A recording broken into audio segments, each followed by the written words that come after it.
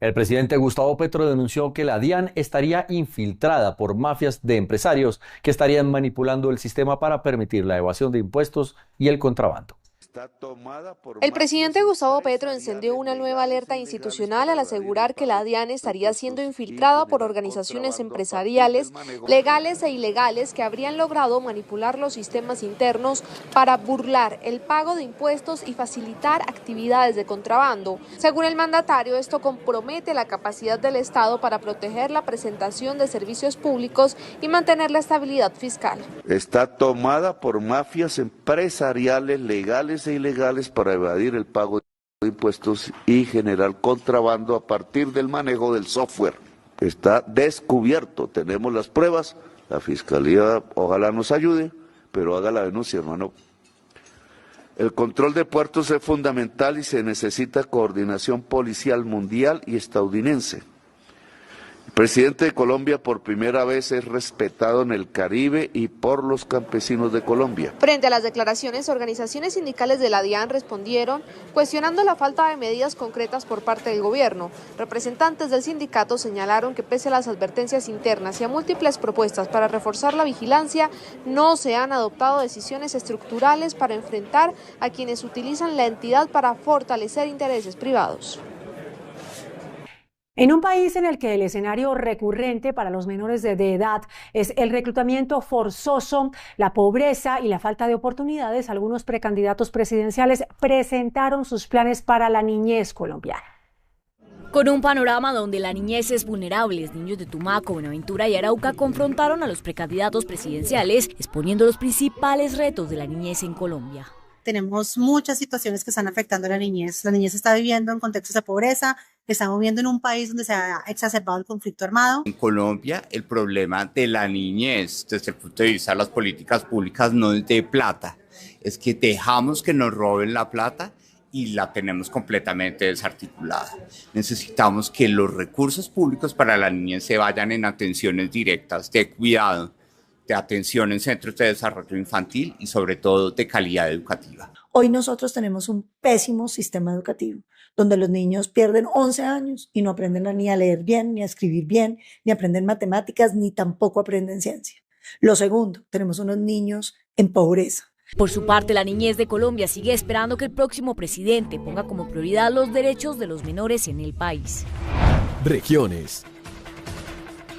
Luego de presidir un puesto de mando unificado en el Cauca, el director de la Unidad de Gestión del Riesgo, Carlos Carrillo, advirtió que hay que continuar con la evacuación de quienes habitan cerca del volcán Puracé. Aunque la cadena volcánica Coconucos en Puracé no ha mostrado mayores cambios, hay que seguir con la evacuación de las personas que viven en zonas de alto riesgo. Pero calma no implica inacción. Tenemos que avanzar con esa evacuación.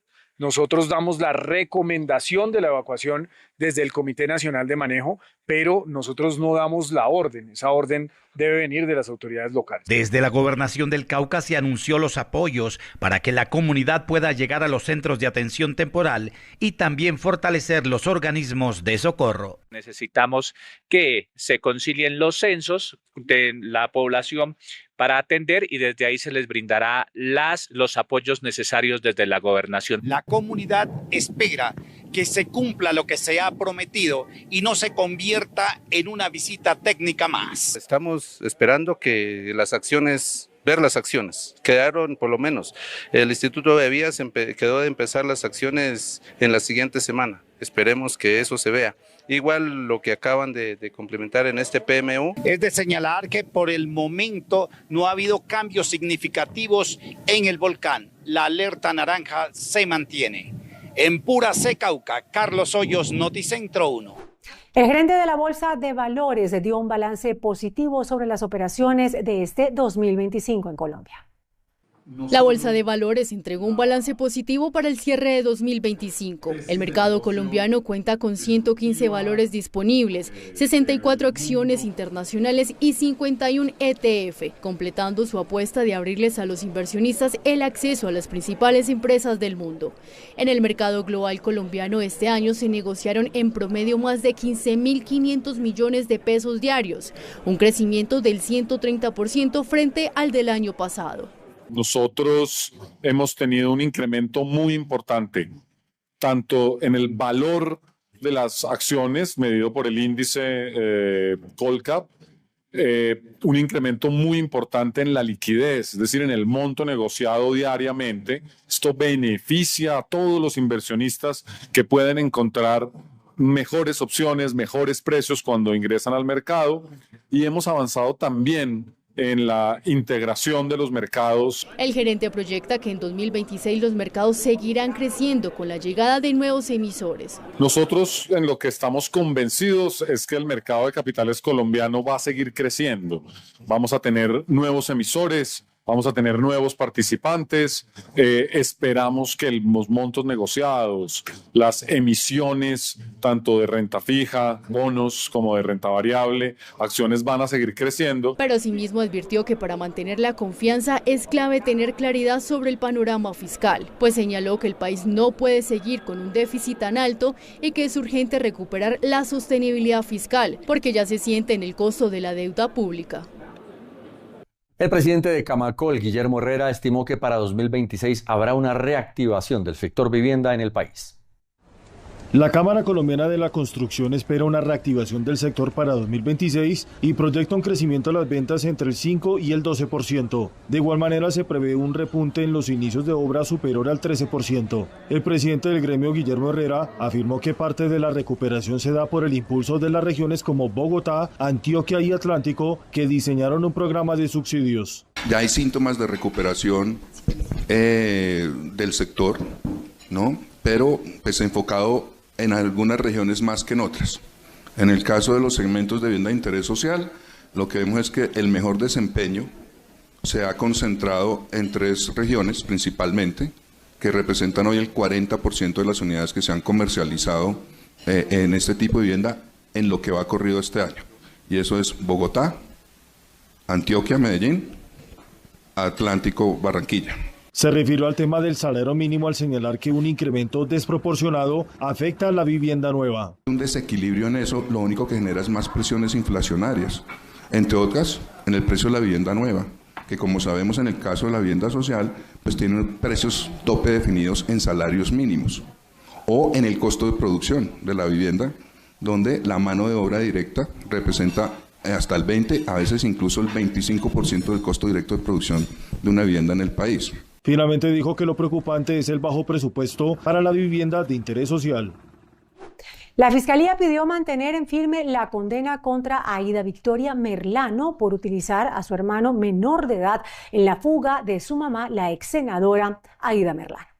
La Fiscalía le pidió a la Corte Suprema que mantenga la condena de 13 años de cárcel para Aida Victoria Merlano, hija de la excongresista Aida Merlano, señalada de ayudar a la fuga de su mamá en un consultorio odontológico en el norte de Bogotá. Ante la Sala Penal, la Fiscalía expuso que no hay argumentos para revocar la sentencia, por lo que pide rechazar la petición del abogado de Aida Victoria Merlano, que solicita casar la condena y revocar el fallo. En los videos se da cuenta de la llegada de los involucrados, la interacción entre la excongresista y sus hijos, la manera en que se entregaron los elementos para el escape y la manipulación del celular por parte de la acusada. Algunas imágenes fueron captadas en zonas comunes, en las cuales no concurre expectativa de intimidad. Tras escuchar a las partes, la Corte deberá definir si concede el recurso extraordinario de casación para revisar la condena de 13 años. Recientemente, la excongresista Aida Merlano fue condenada por este caso a 3 años de prisión tras llegar a un acuerdo con la Fiscalía. La Agencia Nacional de Tierras lanzó la segunda convocatoria para la entrega de predios en varias regiones del país. El dato del día. Desde ya se abre la segunda convocatoria del programa Sembrando Vida, dirigido a familias beneficiadas de la reforma agraria. De acuerdo con la Agencia Nacional de Tierras, esta nueva fase está dirigida a organizaciones campesinas que quieran poner en marcha proyectos productivos en las fincas entregadas por la entidad. Cabe recordar que la entrega de tierras se ha dado a través del Fondo Nacional de Tierras y las territorialidades campesinas. Las tierras que hoy están en manos de las comunidades podrán fortalecer proyectos productivos de ciclo corto, gracias a una bolsa cercana a 130.000 millones de pesos, destinada a impulsar los ingresos rurales, el arraigo y la soberanía alimentaria en todo el país. En Noticentro 1, estos son los indicadores económicos para hoy jueves 11 de diciembre. Indicadores económicos. La tasa representativa del mercado que regirá para mañana viernes será de 3.810 pesos con 99 centavos. Los profesionales del cambio compran la divisa en promedio entre 1.790 pesos y la venden entre 1.840 pesos. Un euro cuesta 4.503 pesos con 20 centavos. La libra de café en Nueva York se cotizó a $3 con 76 centavos. El precio interno se cotizó a 2.878.000 pesos la carga. El barril de petróleo WTI se cotizó en $57 con 91 centavos. La referencia Brent para Colombia se cotizó en $61 con 59 centavos. El índice de capitalización de la Bolsa de Valores de Colombia bajó 0,26% a 2.114 puntos. La noticia saludable del día. Cuando una persona decide someterse a una cirugía, sea estética, reconstructiva o con fines médicos, la seguridad del procedimiento y la elección de profesionales confiables son un aspecto importante como el resultado mismo. Ricardo Urazán, cirujano plástico, estético y reconstructivo, nos habla sobre este tema. Lo más seguro posible, debe escoger a un cirujano certificado, con experiencia. Yo siempre he dicho que lo mejor es que otros pacientes lo referencien a uno porque eso es la experiencia es única. 2, se pueden ingresar al registro del Ministerio de Salud, que es el ENRETUS, y ahí sale qué profesional es cirujano plástico, o es cirujano general, o es ginecólogo. Ahí efectivamente sale quién es el especialista. Las cirugías seguras implican más que un certificado o un nombre reconocido, se refieren a una práctica basada en estándares éticos y técnicos que protegen al paciente antes, durante y después de la intervención. El Ministerio de Comercio propone la promulgación de un decreto que podría poner fin a plataformas como Airbnb. Esto porque exige la formalización del sector turismo a través de un registro único nacional. El proyecto de decreto del Ministerio de Comercio busca la formalización del turismo en el país a través del Registro Nacional de Turismo. De acuerdo con la cartera, este instrumento vigente desde hace varios años es esencial para ordenar, garantizar la información pública y formalizar la prestación de servicios turísticos en el país. La medida, que de alguna manera busca la formalización, también tiene como objeto garantizar la prestación del servicio a los usuarios. Para que haya una más fácil identificación de los operadores turísticos en Colombia y adicional a eso que puedan cumplir y revisar todas las normas que hoy el país exige a los prestadores de servicios turísticos para los turistas que vienen nacionales y extranjeros. Sin embargo, varios sectores advierten que la medida va en contra de las plataformas digitales que ofrecen servicios a turistas, como el caso de Airbnb. Pero según aclara tanto el gobierno como ANATO, el proyecto de decreto no busca desaparecer las plataformas como dicen algunas voces. No es cierto que se esté buscando que las plataformas desaparezcan del país, sino que se regulen pensando en la seguridad, calidad e igualdad de condiciones, tal y como se hace en el resto del mundo. El proyecto de decreto continúa en discusión técnica. Se presentó el primer avance de la película Supergirl, la famosa prima de Superman. Llegará a Colombia en junio de 2026. En la cinta reaparece Krypto, el perro con poderes especiales que se robó la atención en la reciente entrega del Hombre de Acero. Con esto me despido por ahora, pero nos encontramos en la última emisión de Noticentro 1 con mucha más información. Margarita, Joan, que tengan todos una feliz noche. Chao. La sección de entretenimiento. El presidente Gustavo Petro le escribió un mensaje extenso y vehemente al presidente estadounidense Donald Trump, en el que, entre otras cosas, le dijo, abro comillas, es un hombre muy desinformado de Colombia, cierro comillas. Donald Trump volvió a referirse a Colombia y afirmó que el presidente Gustavo Petro ha sido hostil hacia Estados Unidos. Según el mandatario, el jefe de Estado colombiano no ha entendido la gravedad de la producción de drogas en el país y tendría problemas si no modifica su postura. En una respuesta, el presidente Petro sostuvo que en su administración se han realizado más de 1.400 combates en tierra contra organizaciones criminales, 13 bombardeos y la incautación de 2.700 toneladas de cocaína, cifra que presentó como la mayor registrada en el mundo. Trump es un hombre muy desinformado de Colombia. Es una lástima porque desecha el país que más sabe de tráfico de cocaína. Parece que sus interlocutores lo engañan por completo. Son más de 1.000 combates en tierra. El presidente también defendió que los cultivos de coca dejaron de crecer según mediciones satelitales en 2025 y recordó que el mayor aumento en la historia reciente ocurrió durante el gobierno de Iván Duque. Criticó las tácticas militares estadounidenses en el Caribe y señaló que los lancheros son población vulnerable, mientras que los jefes del narcotráfico viven con lujos en el exterior. Hay alarma en el sur del país luego de que las disidencias de las FARC decretaron un paro armado a través de audios, según los cuales la movilidad en varios ríos de los departamentos de Cauca y Putumayo estaría restringida al menos hasta el 30 de diciembre. Este es el presunto audio con el que el Frente Carolina Ramírez de las disidencias de las FARC advierte un paro armado de 22 días, afectando directamente la movilidad fluvial, uno de los principales medios de subsistencia en los departamentos de Caquetá y Putumayo. A partir del 09/12 del 2025, decretamos paro armado desde las 12:00 am en adelante. Cientos de campesinos permanecen confinados bajo la amenaza de las disidencias.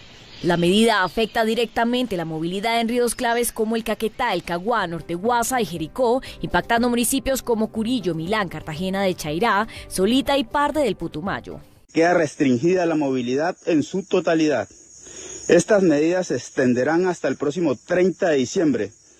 Queda bajo la responsabilidad de quien incumpla estas orientaciones. La Defensoría del Pueblo aseguró que ningún actor armado puede restringir ilegalmente la movilidad y activó sus sistemas de alarma para acompañar a la comunidad. Sin embargo, los hechos reavivan el cuestionamiento sobre el control de los grupos armados en las regiones y la débil presencia del Estado. El alto comisionado de la ONU para los Derechos Humanos pidió a las autoridades colombianas intensificar la seguridad para la ciudadanía por el aumento de los hechos de violencia relacionados con la temporada preelectoral. En el marco del Día Internacional de los Derechos Humanos, desde la Oficina del Alto Comisionado de las Naciones Unidas para los Derechos Humanos en Colombia, alertan sobre el aumento de la violencia en época preelectoral. Frente a esto, el senador Carlos Fernando Motoa cuestionó la gestión del gobierno. Si esto ocurrió durante un año preelectoral, ¿qué podemos esperar del gobierno nacional en el venidero?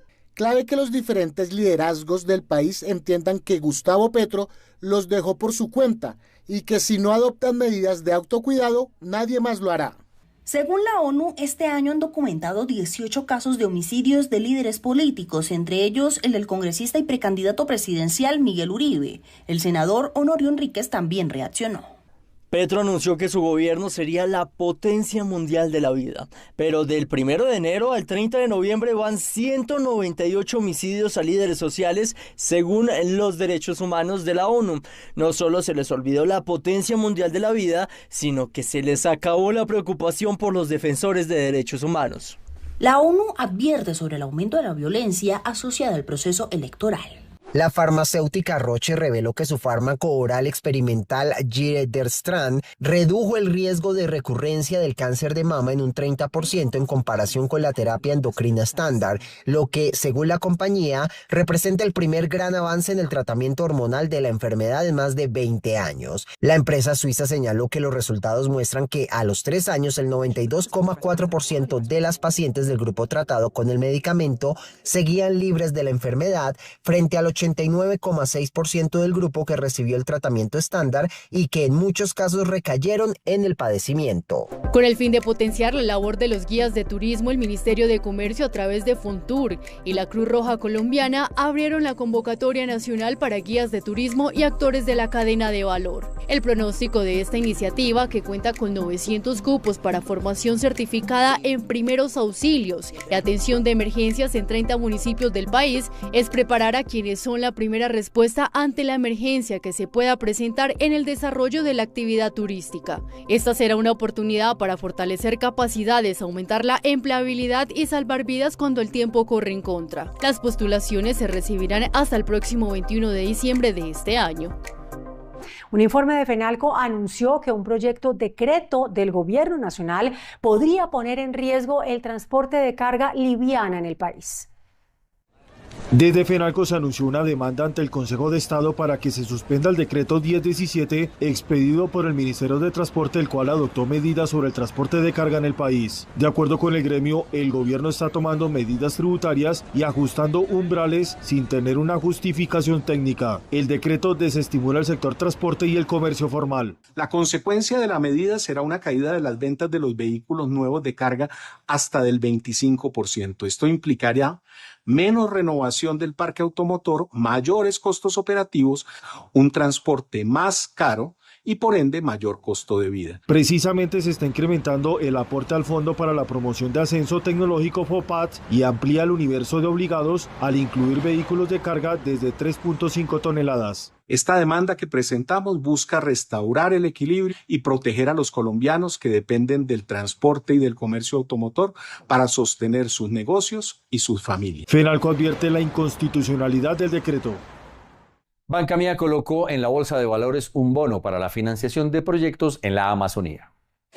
Banca Mía suscribió el primer bono sostenible en Colombia respaldado por BitInvest por un monto de 80.000 millones de pesos. La operación realizada a través de la Bolsa de Valores de Colombia llevará recursos directamente a la región amazónica para financiar y acompañar a microempresarios que desarrollarán proyectos con impacto social y ambiental. La Amazonía es una región que para nosotros es una región objetivo para llevar mucho más progreso. Vamos a llevar líneas verdes que permitan también adaptar los negocios a prácticas sostenibles. La entidad financiera confirmó que además del financiamiento, los emprendedores recibirán asistencia técnica para fortalecer sus iniciativas y además accederán a tasas de intereses más bajas, con el objetivo de impulsar proyectos sostenibles en la zona. Tenemos tasas de interés más bajas en líneas verdes que apoyan la adaptación al cambio climático, el uso de energías limpias e incluso el manejo del agua. Y la tasa de interés dependerá del tamaño del negocio, del proyecto, de lo que se va a invertir. Banca Mía cerró el 2025 con resultados positivos, superando el 20% del crecimiento en su cartera de créditos. Para el 2026 proyectan mantener ese ritmo y seguir ampliando su apoyo a los microempresarios de todo el país, especialmente en regiones que requieren mayor inclusión financiera. La Fiscalía General capturó a 11 personas señaladas de participar en actos de vandalismo y terrorismo en Bogotá.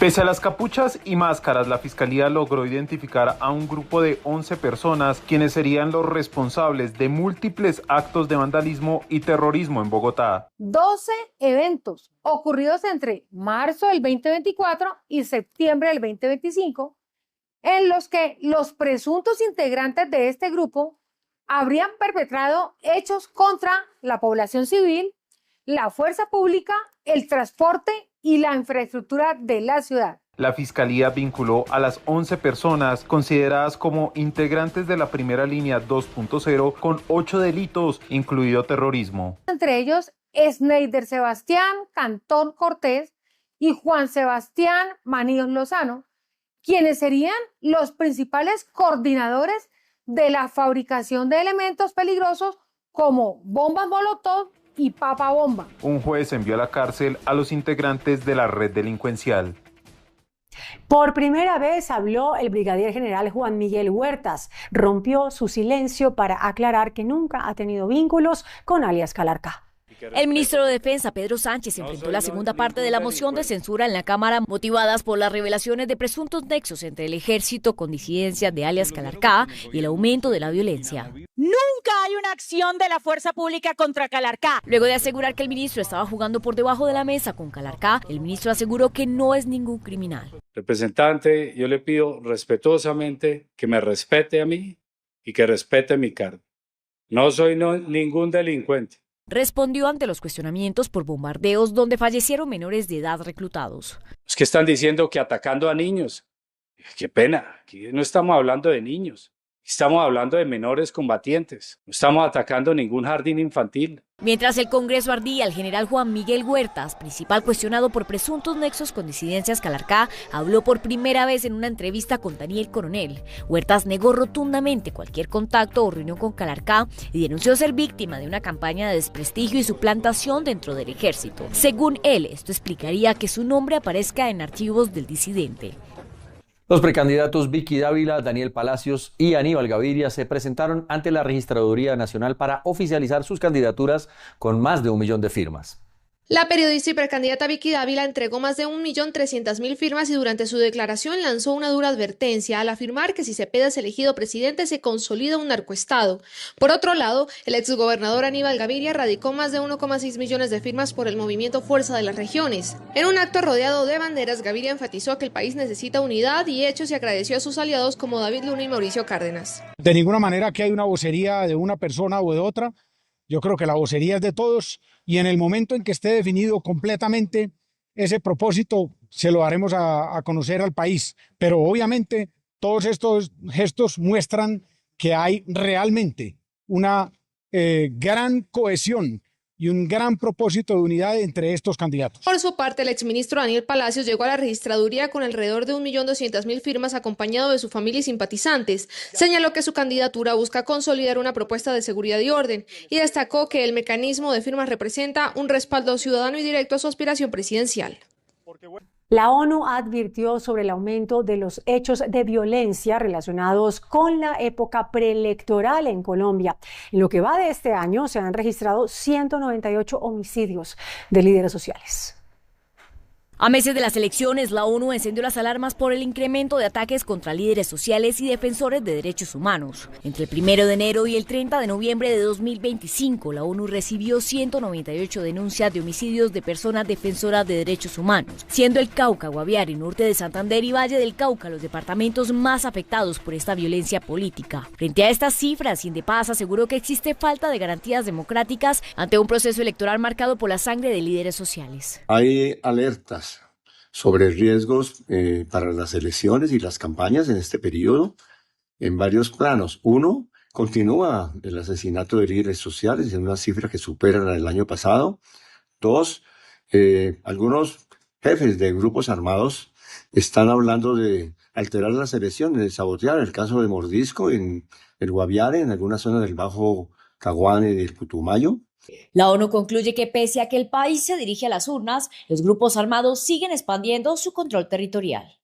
El gobierno Petro emitió hoy 2 resoluciones con las cuales deja en firme los acercamientos con bandas criminales como los Pepes, los Costeños y la Inmaculada para buscar negociaciones de paz.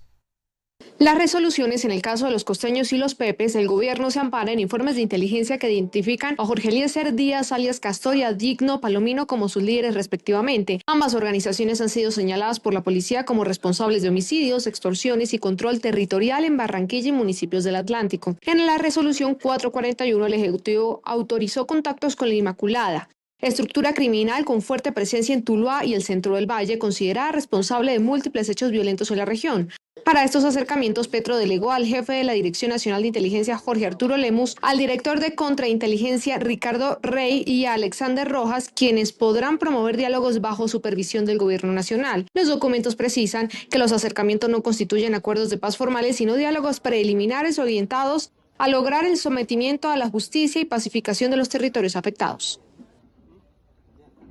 La mesa de concertación salarial volvió a cerrar su jornada de hoy sin un acuerdo entre las centrales obreras y el sector privado sobre el que será el salario mínimo para 2026.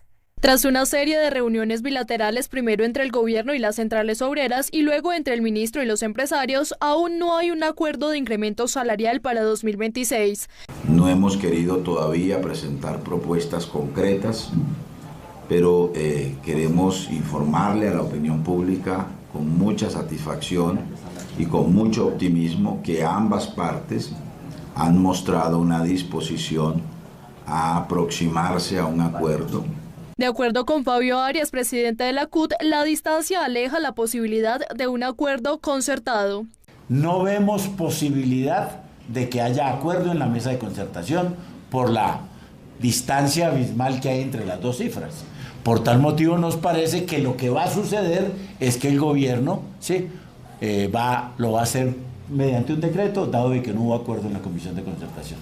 Por su parte, Jorge Bedoya, presidente de la SAC, advirtió que el resultado de esta discusión impactará todo el mercado laboral del país. La decisión sobre el salario mínimo no solo afecta a quienes ganan el mínimo, sino también puede tener un impacto si es una mala decisión en el mercado laboral colombiano. Mientras tanto, el ministro del Trabajo, Antonio Sanguino, anunció que el próximo lunes se realizará una audiencia pública en la mañana para escuchar a más sectores. El día lunes en la mañana hacer una audiencia pública también para escuchar otras voces que no están en la mesa de concertación, que nos parece también muy importante. El lunes 15 de diciembre se perfila como el día clave. Allí podría definirse si habrá un acuerdo o si una vez más este incremento será establecido por decreto. La congresista Nadia Ablel renunció a la presidencia del Partido Conservador con el fin de concentrarse en su carrera electoral de regreso al Senado. Luego de 17 meses al frente del Partido Conservador y piloteando tensiones internas, la senadora Nadia Ablel renunció de manera irrevocable a la presidencia de esta colectividad, según la congresista, para concentrarse en su candidatura al Senado. Hoy el partido está más ordenado, está más unido, más sólido de cara a las elecciones de 2026. Y por eso, siendo coherentes con mis principios y con mi formación política, he decidido dar un paso al costado de la presidencia para dedicarme plenamente en mi candidatura a Senado y así darle plenas garantías a mis compañeros de partido. A partir del próximo 16 de diciembre, Nadia Ablel dejará de liderar el Partido Conservador. En 175 años de historia, es la primera vez que esta colectividad contó con una mujer como presidenta. Buenas noches, esto es Noticentro 1, emisión central. Hoy es jueves 11 de diciembre, yo soy Margarita Ortega. Y yo soy Joan Avellaneda. A continuación les vamos a presentar las noticias más importantes de Colombia hoy. Bienvenidos. Presidente Gustavo Petro ordena extradición a Estados Unidos de alias Pipe Tuluá, máximo cabecilla de la Inmaculada. Cancillería cuestiona Nobel de Paz a María Corina Machado y habla de posible asilo a Maduro en Colombia. Otro choque entre funcionarios del presidente Petro. Directora del DAPRE arremete contra Carlos Carrillo por posibles irregularidades en el Fondo de Adaptación. Carlos Carrillo, quien estuvo a cargo del Fondo de Adaptación, se defiende y dice que las irregularidades denunciadas habían sido advertidas por él. Ordenan captura de mujer implicada en el homicidio de Jaime Esteban Moreno, estudiante de los Andes, asesinado en Halloween. Fiscalía pide a la Corte Suprema mantener condena contra Aida Victoria Merlano por la fuga de su madre, la excongresista Aida Merlano. Caen 11 integrantes de la primera línea 2.0 señalados de vandalismo en Bogotá. La magia navideña se vive en Unicentro Bogotá con un recorrido por emblemáticos lugares del mundo. Esto y más en las noticias del entretenimiento. El presidente Gustavo Petro firmó la extradición a Estados Unidos de alias Pipe Tuluá, cabecilla de la organización criminal La Inmaculada. Ana María Celis nos tiene toda la información. Ana María, buenas noches. Buenas noches, pues el gobierno nacional dejó en firme la extradición de alias Pipe Tuluá. A través de un documento que se conoció, se establecen los mecanismos mediante el cual se proporciona la información para que Marín Silva vaya ante las autoridades estadounidenses. Se dice también que va a comparecer ante el distrito de Texas por los delitos de distribución y tráfico de cocaína, con documentos que datan también de septiembre del 2024. Asimismo, el gobierno nacional establece que se entregarán todos los portafolios que tengan que ver con este caso y que una vez Pipe Tuluá cumpla la condena en Estados Unidos, se regresará a Colombia para revisar los procesos judiciales que tenga pendiente en su contra. Con esto se le da un golpe también a La Inmaculada, el grupo criminal, con la extradición de Pipe Tuluá. Ana María Celis para Noticentro 1. Desde San Andrés, la canciller Rosa Villavicencio pareció abrir la puerta del gobierno colombiano a un posible asilo para Nicolás Maduro. Al mismo tiempo, se sumó a la polémica por el Nobel de Paz para María Corina Machado. La canciller Villavicencio aseguró que Colombia es respetuosa de todos los instrumentos internacionales en materia de asilo y refugio y que cualquier solicitud de protección internacional será valorada conforme a la normativa vigente. Aclaró que no existe una petición de Maduro, pero recordó que el país tramita actualmente 33.000 solicitudes de ciudadanos de distintas nacionalidades. Ustedes saben que Colombia es respetuosa de todos los instrumentos internacionales en materia de asilo y de refugio. Por consiguiente, cualquier solicitud de asilo que nos haga o de solicitud de protección internacional de una persona, de un ciudadano de cualquier otro país, pues Colombia no tiene más, digamos, destino que valorarla, ¿no? Villavicencio se refirió a la entrega del Nobel de Paz a María Corina Machado, afirmando que Colombia no estuvo de acuerdo con la decisión del comité. Nosotros, pues ante el organismo que concede el premio, pues no hemos estado de acuerdo, pero pues ellos tienen su autonomía y de hecho en nuestro país y muchas otras representaciones diplomáticas no asistieron a la entrega de ese premio. Creo que es digamos, de sentido común que un premio de la paz a alguien que incita a la agresión. La canciller también explicó que la instrucción del presidente Gustavo Petro de invitar a Donald Trump respondió a lo que calificó como desinformación del mandatario estadounidense, quien advirtió que podría ser el siguiente después de Nicolás Maduro. Según Villavicencio, el gobierno busca aclarar ese mensaje y evitar interpretaciones erróneas sobre la posición de Colombia frente a la situación venezolana. La directora del DAPRE, Angie Rodríguez, acusó y denunció al director de la Unidad Nacional de Gestión del Riesgo, Carlos Carrillo, por irregularidades en su paso por el Fondo de Adaptación. Fuego amigo.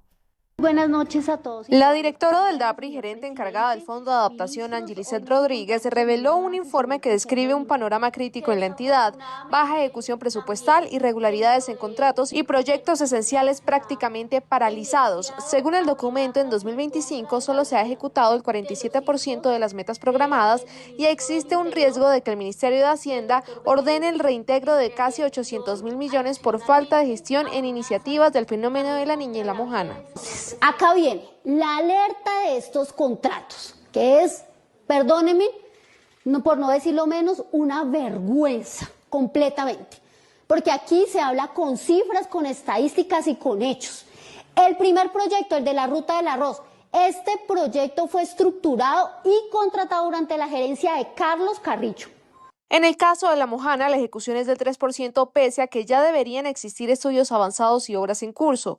El informe también señala inversiones cuestionadas como la Ruta del Arroz, que presenta 0% de ejecución financiera y riesgo de colapso por altos costos administrativos. Decidí poner las denuncias correspondientes. Esta es la denuncia ante la Fiscalía General de la Nación. Esta es la denuncia ante la Procuraduría General de la Nación. Y también ya tengo el radicado de la denuncia radicada ante la Contraloría General de la República. El Fondo de Adaptación acumula además 181 procesos judiciales por obras inconclusas del fenómeno de la Niña con pretensiones que suman 1,2 billones de pesos. El director de la Unidad de Gestión del Riesgo, Carlos Carrillo, le respondió a las acusaciones hechas por la directora del DAPRE, Angie Rodríguez, según las cuales habría irregularidades en las contrataciones del Fondo de Adaptación. Carrillo asegura que esos contratos ya habían sido denunciados por él. Carlos Carrillo explicó que el contrato de consultoría por 56.000 millones para proyecto de dinámicas hídricas en La Mojana fue declarado desierto luego de recibir alertas por riesgos de corrupción y por un presunto favorecimiento a un contratista, situación que afirmó fue informada desde el inicio a los entes de control. También recordó que los proyectos como la Ruta del Arroz y la Mojanía venían estructurados desde la administración anterior y que al detectar incumplimientos del contratista se reportó inmediatamente. Unos minutos aterricé de Popayán. El volcán Puracé, ya saben, está en alerta naranja, pero en lugar de estar concentrado en esa misionalidad, pues tengo que dedicarle tiempo a responder a esta canallada, porque pues es así como pienso calificarla. Es una canallada de la doctora Angie Rodríguez y es pues un capítulo más en la historia universal de la infamia. El director aseguró que la información divulgada por Rodríguez proviene de la mano derecha de Catherine Rojas, quien según dijo fue nombrada en la gerencia de Armando Benedetti, denunciada por él mismo por politiquear dentro del fondo. Para que la doctora Angie rectifique la información tendenciosa, errónea, malintencionada que dio, y esto me parece sumamente grave, información que dio a través de los canales oficiales de Presidencia. Yo sé que la doctora Angie no es una persona pública, no es una política de trayectoria que tenga unas redes sociales con mucho alcance, entonces decidió abusivamente hacer lo que ella llama rendición de cuentas del Fondo de Adaptación. Carrillo afirmó que ese equipo habría buscado acercar nuevamente a la entidad grupos políticos en contravía de las órdenes del presidente Gustavo Petro. Finalmente respondió a la puesta en escena de Rodríguez señalando que su informe de gestión nunca recibió objeciones y que desde el cambio de administración quedó a disposición de la nueva gerente para aclarar cualquier duda. La Fiscalía de Bogotá emitió orden de captura contra Cleidemar Paola Fernández Zulbarán, señalada como presunta detonadora del brutal asesinato de Jaime Esteban Moreno el 31 de octubre tras salir de una fiesta de Halloween en el bar Before Club. Cleidimar Paola Fernández, de 24 años, es la mujer que se ve con un disfraz azul la madrugada de Halloween en la que fue asesinado Jaime Esteban Moreno. La mujer fue vinculada formalmente por la Fiscalía a la investigación por el delito de homicidio y se emitió una orden de captura en su contra desde el pasado 3 de diciembre, día desde el que se desconoce su paradero. Según la investigación, la mujer habría incitado a Juan Carlos Suárez, el hombre con la cara pintada de rojo, para que golpeara hasta la muerte al joven estudiante. Esto dijo en su momento la Fiscalía sobre la mujer. El chico, cara pintada de rojo, se regresa hacia donde estaban las amigas que se encontraban en la acera y les dice: ¿será que lo persigo? Aliéntenme. Donde la amiga de esta persona le dice: no, que mucho kickboxing, yo le hubiera pegado más. Y el chico de cara pintada de rojo en ese momento sale corriendo hacia la 15, donde se encontraba el chico disfrazado de Tyler, junto con su amigo de camisa blanca. La Fiscalía ahora busca a la mujer de nacionalidad venezolana, quien es la tercera persona involucrada en el homicidio. Entre tanto, los hombres señalados de participar en la golpiza buscan llegar a un acuerdo con la Fiscalía para obtener una rebaja de pena. Hola, muy buenas noches, bienvenidos a las noticias del entretenimiento. Los saludo desde el Centro Comercial Unicentro en el norte de Bogotá, donde la Navidad se vive viajando por el mundo. De esto estaremos hablando en nuestra emisión central, porque comenzamos con la cantante Adriana Lucía, quien junto a otros 30 artistas le rendirán un sentido homenaje al maestro Lucho Bermúdez, esto en el Teatro Colón de Bogotá. Tierra de ilusión, donde el amor nunca se muere.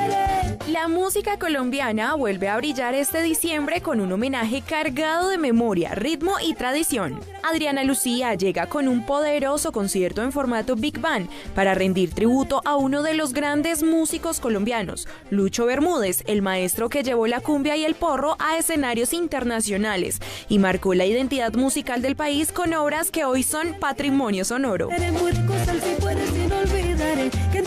Él nos entregó una sonoridad. En la década de los 40, él mostró al mundo la cumbia, mostró al mundo los porros, las gaitas, pero entregó de alguna manera una sonoridad para el resto de la humanidad. Pero también hizo otra cosa preciosa y fue enamorar a Colombia de la música de Colombia.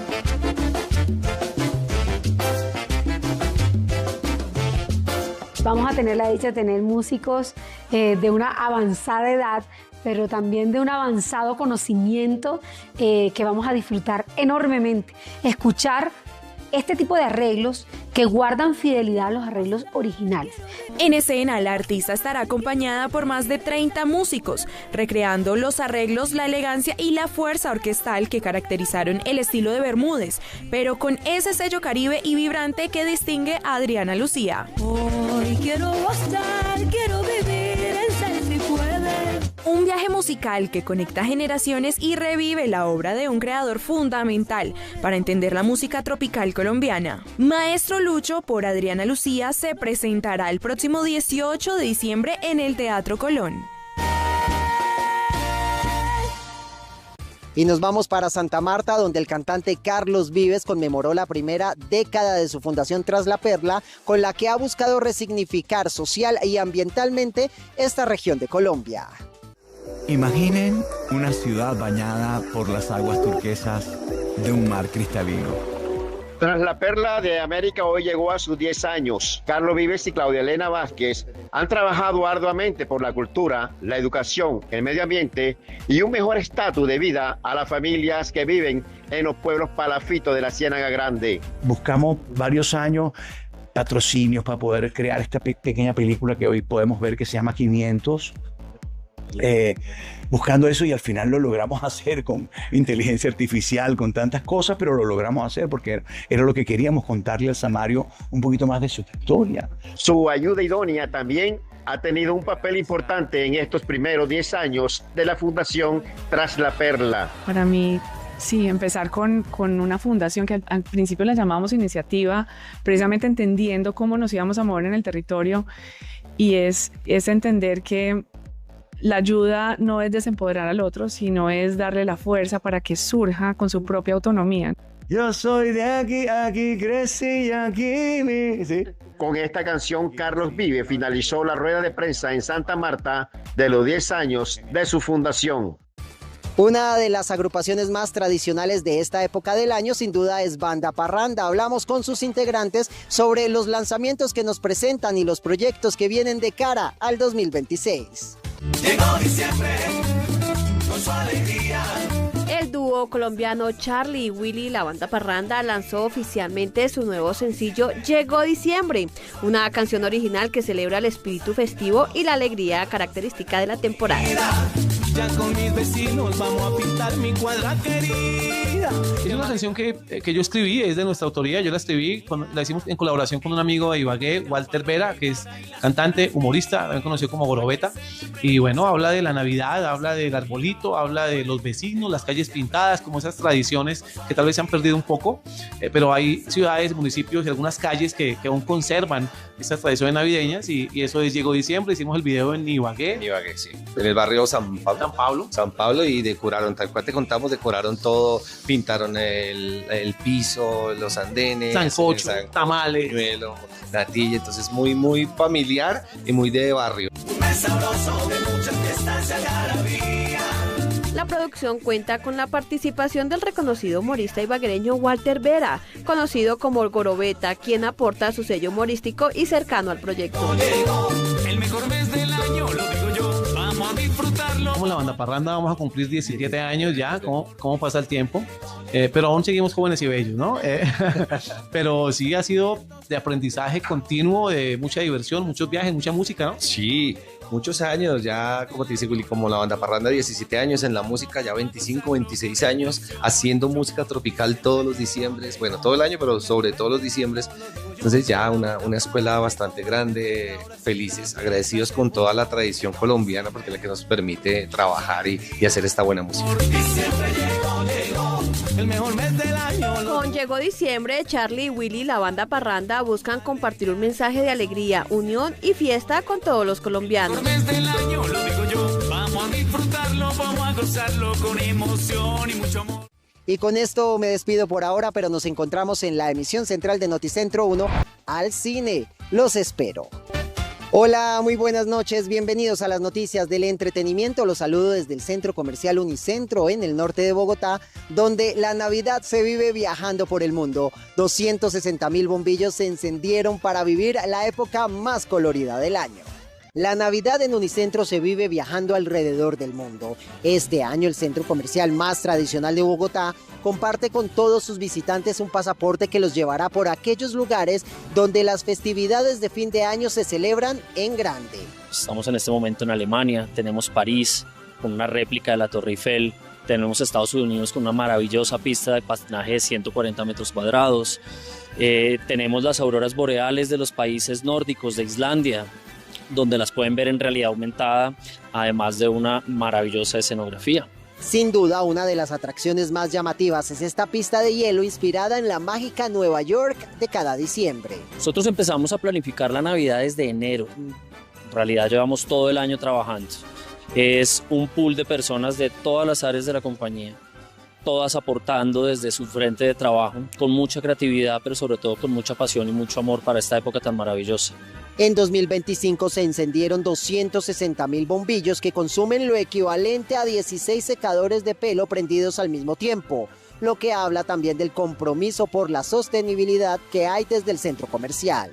Por supuesto, para nosotros la estrategia de sostenibilidad dentro de los tres pilares y particularmente el ambiental siempre tiene una consideración en todas las campañas que hacemos. Son miles de bombillos, pero que tienen un cuidado y una responsabilidad importante con nuestro ambiente y con el futuro del mismo. El símbolo de la experiencia navideña es este árbol de 22 metros de altura que simboliza la unión, la alegría y la esperanza. Este año esperamos tener más de 21 millones de visitantes, lo estamos cumpliendo, estamos creciendo más de un 5% versus el año anterior. Solamente en diciembre esperamos 2.200.000 personas. De cara a la celebración de su medio siglo de existencia que se cumple en 2026, Unicentro fortalece su compromiso con Bogotá. Y nace gracias a Bogotá y se desarrolla gracias a Bogotá. En esa deuda con la ciudad venimos haciendo un plan de implantación Hemos cambiado los andenes de la periferia, los iluminamos, garantizamos seguridad, el separador de la avenida 15 también arborizado, limpio, sano, seguro. Sin duda, la Navidad en Unicentro promete ser una experiencia que unirá a las familias capitalinas alrededor de los tradicionales recorridos por los alumbrados. Y en el Teatro Nacional se presenta por estos días una obra que nos lleva a reflexionar sobre las etapas de madurez en los hombres. ¿Sí? ¿Qué quieres conmigo? No, ¿cómo así que quiero contigo? La comedia Inmaduro se presenta en el Teatro Nacional para responder una pregunta que muchos se han hecho. ¿A qué edad maduran los hombres? La puesta en escena aborda con humor y profundidad las complejidades de las relaciones afectivas y la inteligencia emocional. ¡Sorpresa! Y la obra un poco muestra cómo los hombres, realmente seamos realistas, los hombres tienden a ser más inmaduros que las mujeres y la obra va a mostrar un poco eso, ¿no? Cómo las mujeres un poco dominamos más nuestras emociones, algunas. Bueno, se tocan temas importantísimos que ahora están como a la orden del día, de cómo hoy se ve la falta de responsabilidad o de compromiso en las relaciones, ¿no? Y entonces ahora hay como modalidades, relaciones abiertas. Tú y yo somos una pareja abierta, pero al fin y al cabo una pareja. Con un elenco conformado por Rodrigo Candamil, Rafael Sea, Jennifer Leibovici, Paula Estrada, Andrea Guzmán y Carolina Sabino, la producción muestra cómo el paso del tiempo transforma deseos, hábitos y relaciones. Que has sido capaz de decirme la verdad en la cara. ¡No jodas! Lo más lindo de la comedia es que la gente reflexiona pero riéndose, entonces es una conclusión a la que llega después cuando se ríe mucho y le pasan la cuenta de cobro en la casa y le dicen, ¿y usted por qué se rió tanto? Sí. ¿Qué le pareció tan divertido? Sí. Y hay varios tipos de mujeres con las que las mujeres se pueden sentir claramente identificadas. De acuerdo. Los hombres son un solo paquete, entonces, en últimas sí, ahí los hombres caemos. Inmaduros aborda temas como la amistad, el amor y la búsqueda de la felicidad a la mediana edad. Yo conozco esta Goya. Y en Suiza se presentaron los primeros avances de un fármaco que busca que las personas que han sufrido cáncer de mama no reincidan en la enfermedad. La sección de conocimiento. Buenas noches, bienvenidos a Personajes de Noticentro 1, en este espacio donde tenemos los invitados protagonistas del día. Esta noche tenemos de invitado un personaje muy especial, se trata del senador Carlos Fernando Mutua. Senador, bienvenido, buenas noches. Muchas gracias, Joan, muy complacido de estar en Noticentro y un saludo a todos los televidentes. Bueno, senador, se está acabando el año, ¿cómo cierra esto? ¿Cómo cierra el Congreso? ¿Qué está pasando? Pues yo siempre menciono que la oposición, que es lo que me ha correspondido hacer en el Congreso para defender los intereses de los colombianos, ha cumplido la tarea. Hemos sido nosotros los que bloqueamos la consulta, la reforma a la salud que va a desmejorar la ya muy regular prestación del servicio a nivel nacional. Hemos sido nosotros los que hemos garantizado el equilibrio en la Corte Constitucional y los que también nos hemos enfrentado a un gobierno que solamente presenta promesas vacías, que es pésimo en la ejecución y que tampoco ha cumplido con esa voluntad de que los colombianos tengan mejor vivienda, mejor infraestructura, mejor servicios públicos, mejor calidad educativa. Todo fue simplemente anuncios y titulares y los colombianos sufriendo en materia económica y en todas las áreas vitales de la comunidad. Senador, y en ese ejercicio de control que hace usted y que ejerce de manera muy propositiva y muy activa, ¿qué está pasando, por ejemplo, con el Ministerio de Igualdad? Esa es la representación, el simbolismo de lo que es el gobierno de Gustavo Petro. Me refiero al Ministerio de Igualdad. Un ministerio que tiene una altísima rotación de ministros, 3 ministros en 3 años, una alta rotación de viceministros, un ministerio que no ha logrado ejecutar menos del 5% en los 3 años, donde más ejecutado es el último año, que tal vez está llegando al 5%. En el primer año no logró ejecutar sino el 2%. Y un ministerio que no ha podido cumplir con las metas. Eso resume lo que es el gobierno de Gustavo Petro. Eso sí, muy eficiente en materia burocrática. Los cerca de 700 cargos del Ministerio de Igualdad, todos se cubrieron y los cerca de 5 viceministerios también fueron ocupados. Pero la verdad es claro, un presupuesto que se le asignó de cerca de 1.9 billones de pesos y solamente ejecutaron en el año anterior cerca del 3% y hace 2 años el 2%. Eso significa lo que, y simboliza, repito, lo que es el gobierno de Gustavo Petro. Hoy quieren volver a revivir el Ministerio de Igualdad y por supuesto invitamos a todos los senadores y representantes para que eliminemos ese embeleco burocrático y lo que ha sido claro que ese ministerio no le ha aportado nada a la seguridad, a la igualdad y a la unidad del país. Para allá iba yo con la pregunta, ¿ese ministerio qué impacto ha tenido en los valores del país, en el impulso de la igualdad? No tiene ningún logro porque de que inició su concepción es errada. Es que el principio de igualdad es un tema transversal que debe cubrir a todas las instancias del gobierno y a todos los niveles, a todos los sectores. Eso no es por crear una entidad, un órgano público que ya el día de hoy se vaya a crear la igualdad entre todos los colombianos. Estuvo mal planeado, está mal ejecutado y simplemente es el refugio de la burocracia del gobierno en ese ministerio mal concebido que es el Ministerio de la Igualdad. Bueno, senador, y por ese camino, en el mismo ejercicio del control, ¿por dónde caminan las reformas? Porque entonces aquí hay reforma y si no avanza, entonces propongo constituyente. Si no avanza, entonces propongo otra vez, convoco al pueblo. ¿Cómo se mueve eso ahí? ¿Qué pasa? La constante del gobierno de Gustavo Petro ha sido la imposición, no los consensos. Por eso nosotros hemos reclamado que el país no puede estar en esa discusión permanente de cómo amanece el presidente de turno y cuál es la idea. Muy trae a los cabellos que quiere implementar, sin estudios técnicos, sin análisis financiero, sin un verdadero resultado o impacto a las comunidades. Por eso hemos criticado la reforma a la salud. Por eso hemos cuestionado la reforma pensional, que esperemos que que la Corte Constitucional pueda declarar inexequible, porque esa reforma pensional estuvo mal planeada también. En un país que tiene una inversión de la pirámide demográfica, que cada vez nacen menos colombianos, es muy difícil mantener el sistema de reparto cuando no hay quien garantice la jubilación o la pensión de los trabajadores. Eso tiene que replantearse como todas las propuestas que el gobierno... Una tributaria ahora también. Tributaria que estamos viendo casi cada año y medio. El gobierno presenta una tributaria o una ley de financiamiento económico. Usted que ha sido protagonista y testigo de primera mano de todo lo que ocurre en ejecutivo, legislativo, viene un año... El último año de gobierno marcado por un tinte electoral, con una polarización muy grande en el país. ¿Qué esperan desde el Congreso y cuál es la visión? Yo creo que el presidente va a seguir radicalizándose, como ya lo ha hecho. No tiene nada extraño que cambie ministros en este último periodo. Y como siempre, la improvisación, la falta de ejecución, la falta de cumplimiento de metas va a ser la consigna en este gobierno. Ya tenemos que prepararnos, insisto, para que en el próximo cuatrienio podamos reconstruir lo que ha dejado este gobierno destruido en materia de seguridad, en materia de vivienda, en materia de salud y en materia agropecuaria.